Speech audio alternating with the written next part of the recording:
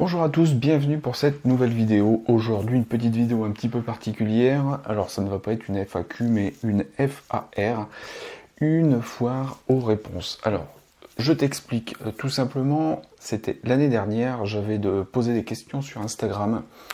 Et en fait, je n'ai pas encore fait de vidéos ou d'articles sur les sujets dont j'avais parlé. Alors, j'ai dégagé plusieurs sujets pour faire des formations ou pour faire des vidéos. Alors, il y a quelques sujets que j'ai déjà traités, mais je voulais vraiment revenir là-dessus. Donc, te proposer les questions que j'avais mis sur Instagram, et puis les réponses que j'ai eues, et puis moi je vais te donner aussi l'avis que j'ai sur ces questions. Les questions que j'avais posées, c'était sur une semaine à peu près. La première que j'avais demandé, c'était quels sont les objectifs que tu pouvais avoir en photographie. Alors, dans objectif, c'était quel but tu avais dans la photographie. Alors, il y en a beaucoup qui m'ont répondu, étant donné que j'avais mis objectif, ils m'ont répondu en fait les focales qu'ils avaient, avec lesquelles ils travaillaient. Donc j'ai dû reformuler en fait la question, et donc j'ai reçu donc pour les objectifs, pour les buts dans la photographie, c'était de capturer la lumière le mieux possible avec un bon sujet. Alors ça, effectivement, c'est notre but à tout photographe, c'est de pouvoir photographier un sujet qui va pouvoir être mis en valeur avec une lumière qui va justement le faire ressortir de la scène. Et on va travailler le mieux possible pour arriver à ce résultat.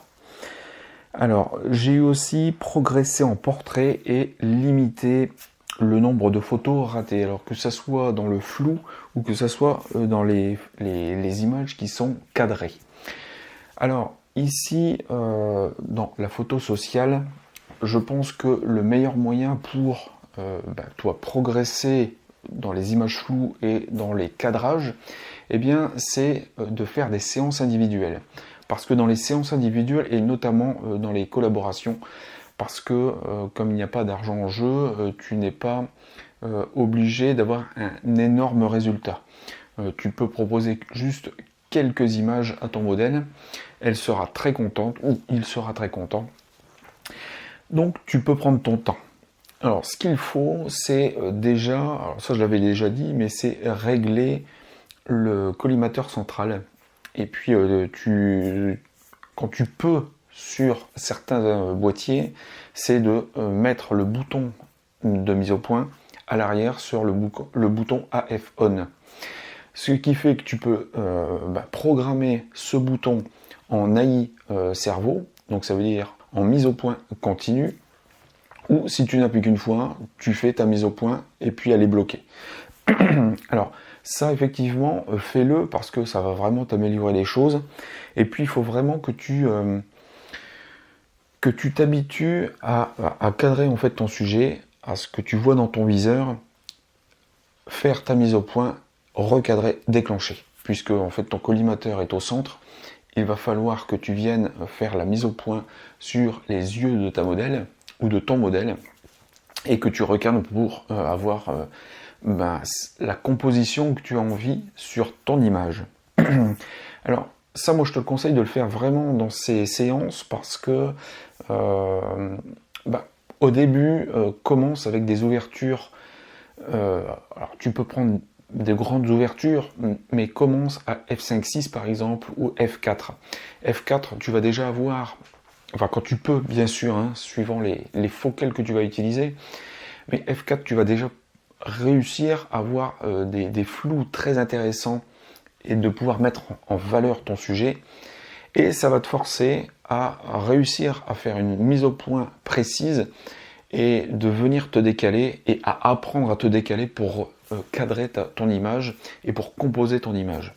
Alors, tu fais ça pendant un moment, et puis après, tu augmentes, si tu as envie, cette grande ouverture pour aller sur des f2.8 ou des f1.4. Donc ça, il faut que tu le fasses, hein, il faut vraiment travailler ça très régulièrement. Et puis au bout d'un moment, ça va devenir automatique, tu vas comprendre comment réagit non seulement l'objectif et le boîtier, et puis toi aussi. Et en fait, tu vas avoir des images qui vont être de moins en moins floues et de moins en moins mal cadrées. Alors, je te rassure quand même, même quand tu vas avoir l'habitude, tu vas rater des images. Et c'est normal, parce que tu ne peux pas tout réussir comme il faut. Et tu vas juste limiter en fait les images ratées, vraiment ratées. Alors, en autre réponse, j'avais eu se faire plaisir. J'avais eu photographier des cerfs. Donc le but c'était de photographier des cerfs. Et alors j'avais posté une image de champignons.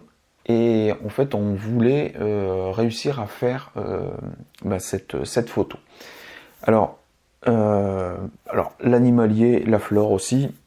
Alors bien sûr, la priorité quand tu fais de la photo, c'est bien sûr de te faire plaisir, c'est de ne pas te prendre la tête avec de la technique. Bien sûr, au départ, il faut te prendre un petit peu la tête. Il faut que tu apprennes. Donc c'est un petit peu pénible, je pense, pour pas mal de personnes. Mais une fois que tu connais ton boîtier, où sont placés les boutons et ton triangle d'exposition, après tu n'as plus à t'en occuper parce que ça va être machinal, ça va être automatique.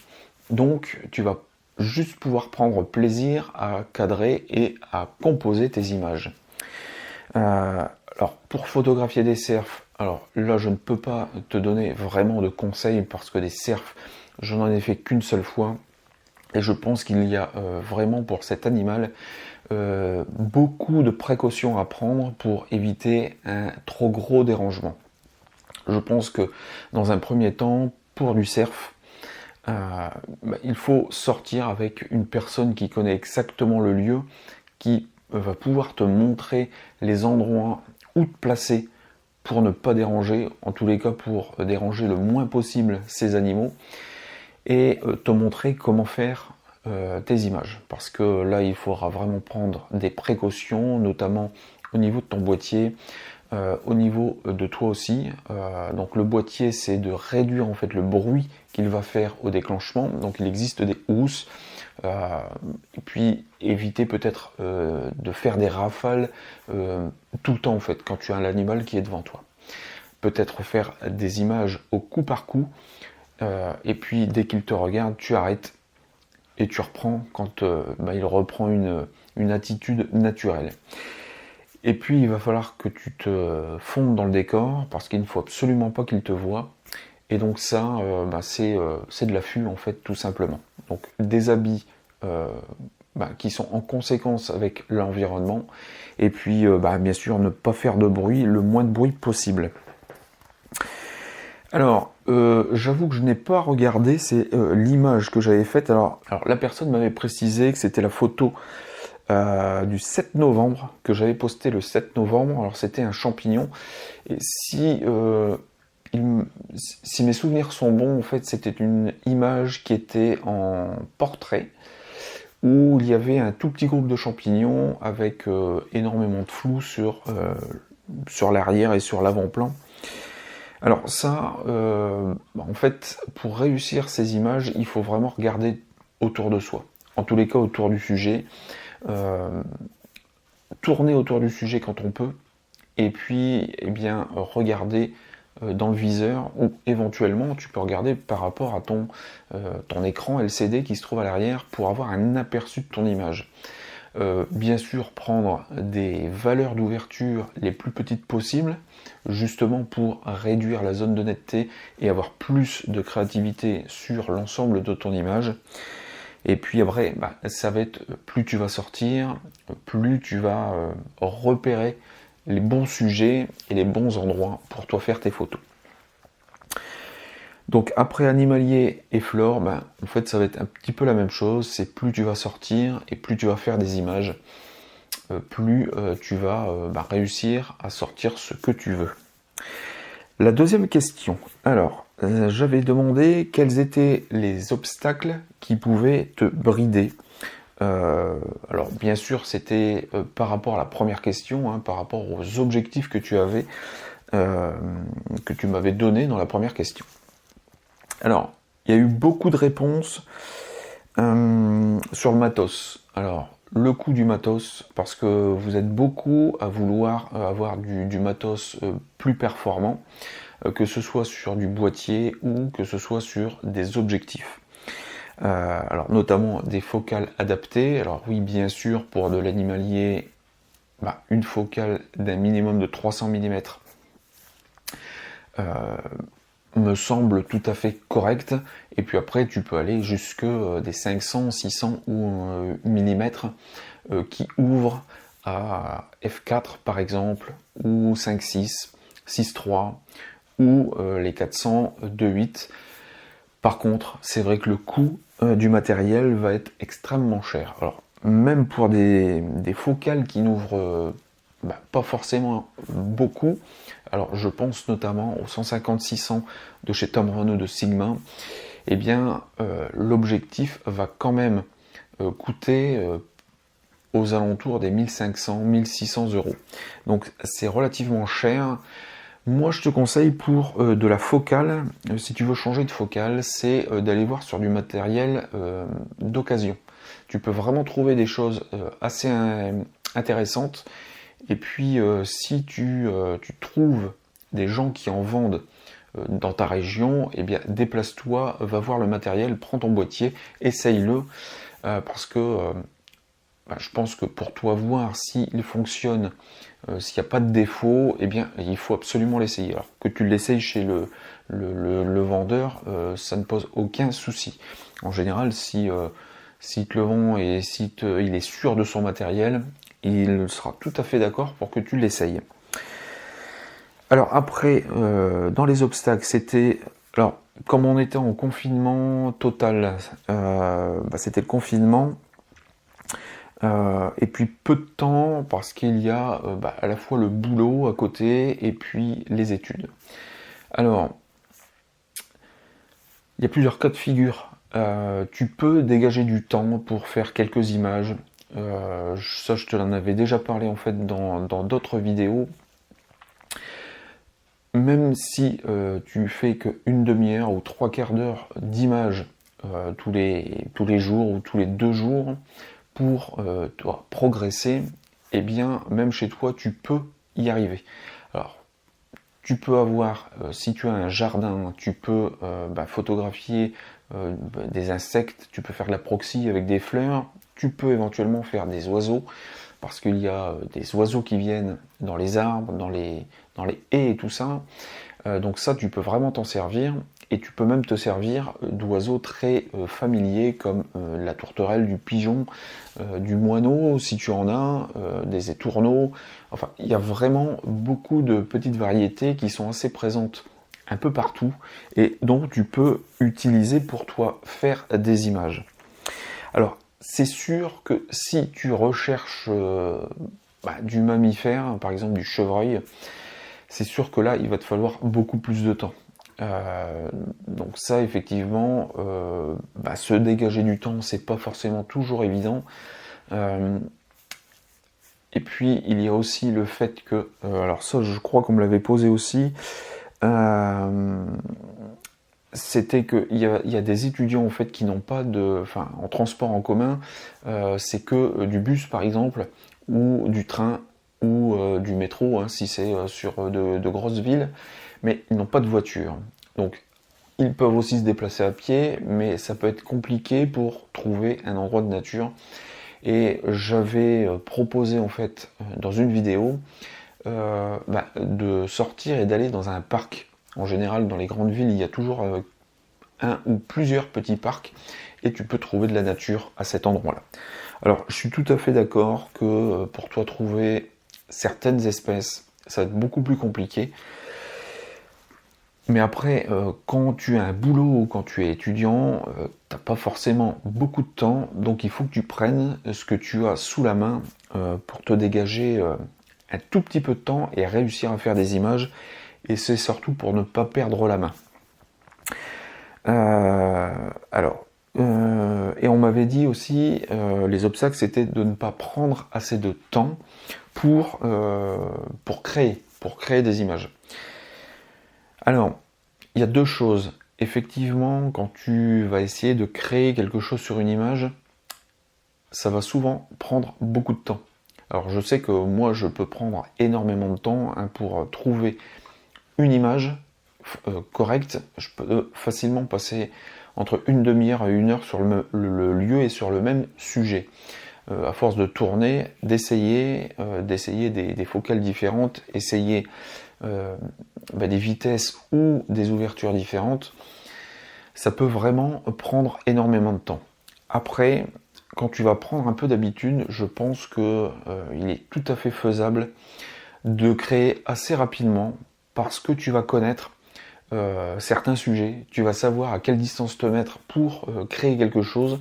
Et puis parfois, quand tu es sur un lieu, non seulement le sujet va s'y prêter, mais tu vas avoir assez d'éléments sur place qui vont te sauter aux yeux pour pouvoir créer en fait tes images.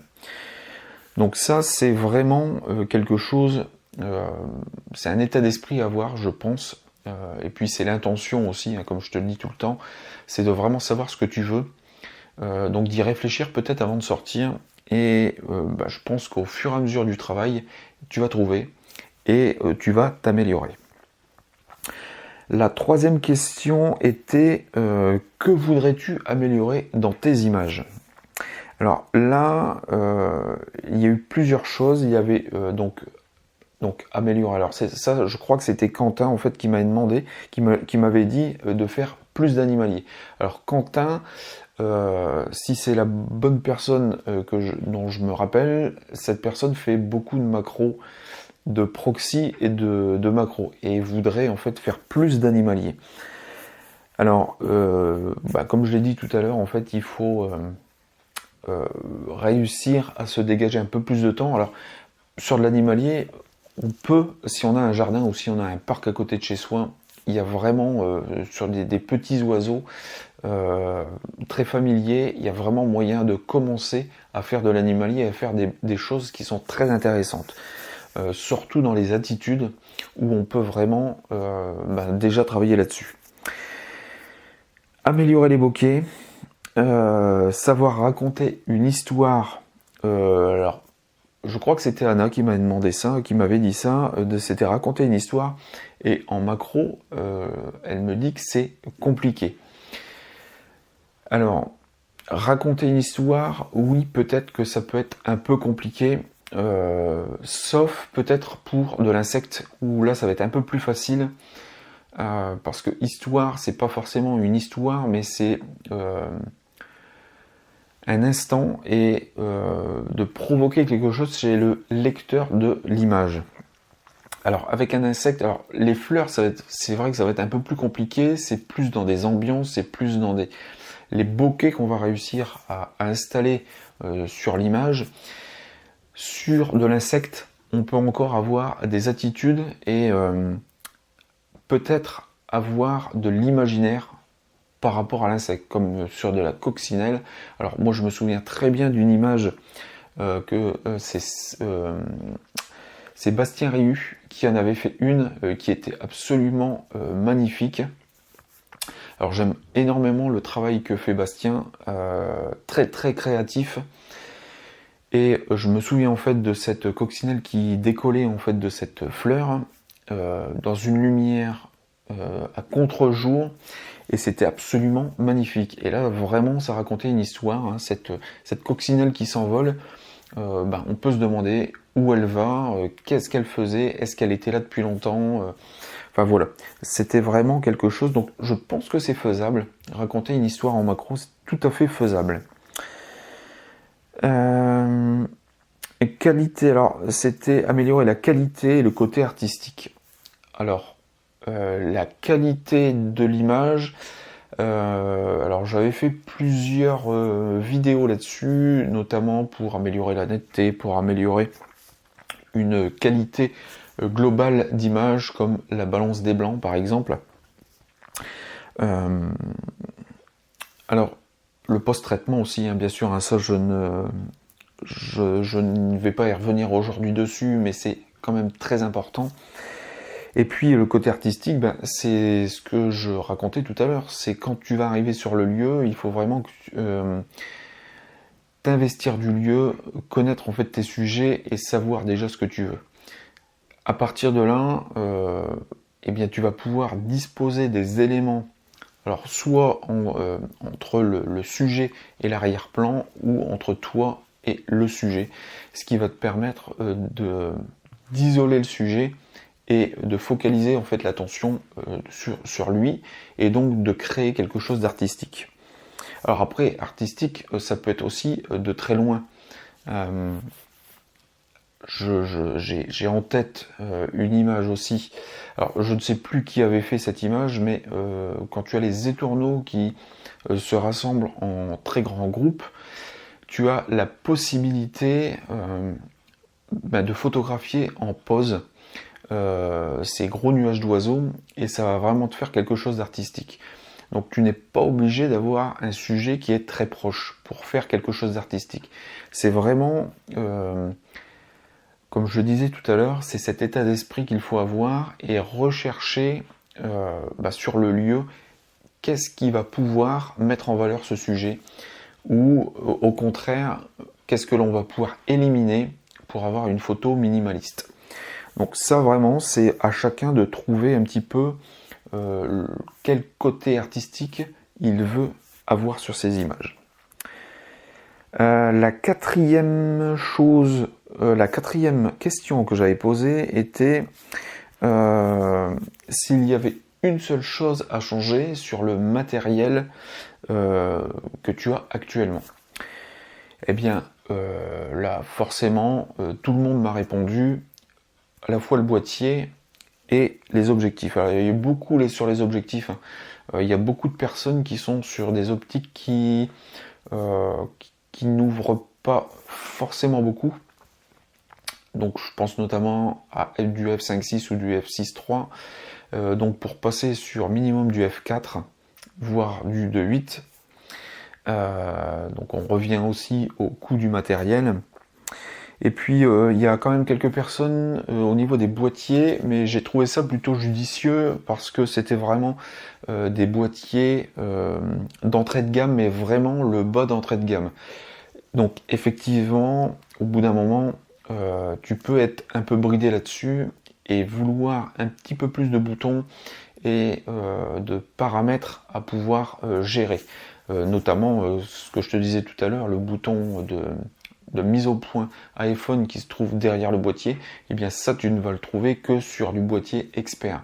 Donc forcément, si tu as un boîtier d'entrée de gamme, vraiment de milieu de gamme ou de bas de gamme, forcément là-dessus tu vas pouvoir être bridé et tu vas devoir gérer avec ce que l'appareil te propose. Donc ça, je comprends tout à fait que tu veuilles changer de matériel pour évoluer un petit peu et puis être plus à l'aise et pouvoir faire les mêmes choses que tu aurais pu faire avec ce matériel, mais plus facilement en fait, tout simplement. Et puis la dernière question, alors c'était qu'est-ce que le changement de matériel pourrait t'apporter, qu'est-ce qu'il pourrait y avoir de plus en fait sur tes images. Alors ici j'ai eu pas mal de réponses différentes. Alors ici j'avais noté une plus grande finesse. Alors notamment je n'ai plus tous les éléments en tête, mais il me semble que c'était sur de l'optique. Alors pour de l'optique, si effectivement tu passes d'une optique qui ouvre à f6.3 par exemple et que tu prends une optique qui ouvre à f4, forcément tes images au niveau du piqué, ça va être beaucoup plus fin, il va y avoir beaucoup plus de détails. Ça, on ne peut pas nier l'évidence. Plus tu vas avoir des optiques qu'on appelle claires, des optiques à grande ouverture, et bien forcément tu vas avoir une meilleure qualité des lentilles, et donc tu vas améliorer en fait le détail de tes images. Alors au passage du réflexe à l'hybride, une vue directe avec moins de déchets. Alors ici je suis d'accord parce que en général avec l'hybride tu as un viseur 100%. Alors que dans la majorité des cas sur les réflexes, ton viseur ne fait que entre 97 et 98% en fait de l'image finale que tu vas avoir euh, sur ton écran par exemple. Donc il y a des bords, les bords vont être un peu bouffés et donc il va falloir y penser quand tu fais ta photo. Alors après, je pense que c'est pas non plus quelque chose qui bride énormément. Parce que tu as entre 98, là, enfin, je sais qu'avec mon D810, j'ai 98% dans le viseur par rapport à la photo finale. Bon, 98%, ça me fait du 2% de déchets sur les bords. Est-ce que du 2-3%, est-ce que c'est réellement contraignant? À chacun se fera sa propre idée. En tous les cas, moi je ne pense pas, parce que bien souvent je recadre quand même mes images. Et quand j'arrive à cadrer correctement, enfin en tous les cas à composer correctement mes images avec le boîtier, quand je recadre un tout petit peu, il y a vraiment, je sais même pas s'il y a, je sais pas s'il y a 3% de recadrage. Donc pour moi, ce n'est pas un problème. Alors, je peux comprendre que certains veuillent un viseur à 100% pour avoir vraiment l'image complète de ce que ça va pouvoir donner. Alors, chose que je n'ai pas dite aussi, c'est que tu peux t'aider, c'est de ton écran arrière. Ton écran, tu peux faire tes photos avec, et notamment, je pense, c'est en portrait, parce que tu peux déplacer, à défaut du viseur ou ton collimateur, tu vas pouvoir le déplacer que sur l'ensemble de collimateurs définis dans l'appareil photo. Quand tu utilises ton écran LCD, tu peux te déplacer sur l'ensemble de l'écran. Et donc ça peut être vraiment très utile, par exemple quand tu fais du portrait. Alors je vais pas te dire du reportage de mariage par exemple, parce que là ça va beaucoup trop vite et tu n'as pas le temps. Mais par contre dans du portrait individuel ou dans de la collab, eh bien tu peux l'utiliser. Tu verras, ça va te rendre d'énormes services. Alors j'ai eu aussi en réponse que ça apporterait tout. Alors qualité et confort. Alors bien sûr, oui, si tu montes en gamme, tu vas forcément améliorer. Alors hormis le boîtier, où je suis pas sûr qu'en montant d'une seule gamme, tu vas améliorer la qualité de tes images. Hormis si tu as un capteur qui va être plus performant dans la montée des ISO, par exemple. Sinon, il va vraiment falloir monter en gamme pour voir une qualité d'image améliorée par rapport au boîtier. Moi, je te rappelle quand même que c'est la qualité de ton optique qui va faire la qualité de ton image. Et puis le confort, oui, c'est ce que je te disais tout à l'heure, tu vas avoir peut-être plus de boutons dédiés, tu vas peut-être pouvoir programmer certaines choses et ne plus avoir à t'en occuper pour faire des autres images. Donc oui, c'est un confort, exactement. Plus tu vas monter en gamme, plus tu vas avoir du confort pour faire les mêmes images. Alors, on m'a dit aussi pour le changement que ça pourrait apporter, c'est sur la qualité des agrandissements et sur le recadrage des images. Alors, oui, sur une montée de gamme, effectivement, plus tu vas avoir de pixels, parce qu'en général, quand tu vas monter de gamme, tu vas prendre plus de pixels en fait sur le capteur. Plus tu as de pixels, plus tes agrandissements vont être propres. Ça, c'est un fait. Par contre, au niveau du recadrage, je pense que alors même sur la moyenne gamme, enfin de la gamme expert, même sur, je dirais même de l'entrée de gamme, enfin le haut de l'entrée de gamme, je pense que maintenant, on a quand même pas mal de pixels qui permettent de recadrer quand même pas mal.